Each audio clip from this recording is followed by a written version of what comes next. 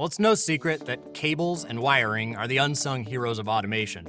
Not exactly the coolest devices and components out there, but they're absolutely critical to making sure that the device works like it's supposed to. A lot of times we plug something in, and in your house, you're probably not going to move it very much, so it's not going to come unplugged, and if it does, it's not really that big of a deal. But not so in automation.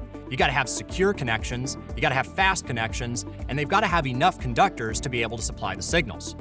One of the most common standards in industrial wiring is what's called the M12 cable. Now, the M12 cable is pretty recognizable because it has a circular set of conductors. They're locking with a twist lock, a threaded connector, and there's a certain number of color-coded wires. Most of the time, there's 4, sometimes 5 with a center pin. Those are really common for connecting sensors and field devices, that 4-wire M12 setup. Sometimes we need more pins. This one is an 8-pin M12 connector, and this one's used for a safety sensor that needs more signals. But it's not always for field devices. Sometimes we need that ultra-secure waterproof connection for networking as well. M12 is also a standard for Ethernet cables, and depending on the coding, sometimes those Ethernet connectors have only 4 pins, and we can see our standard 8-pin, but right now there's only 4 of them populated.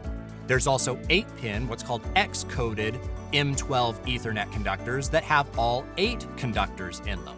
Those 8-pin connectors are really important if we don't want to sacrifice the space and the unreliability of the standard Ethernet RJ45 connectors, and instead we want to turn to that really reliable, proven M12 threaded connection. There's many different types of threads for the M12s. We also have push connect, which are connect and then push to release, all sorts of different connection styles to allow us to quickly troubleshoot and replace components, all using the standardized setup that comes in these familiar M12 connectors and cabling styles.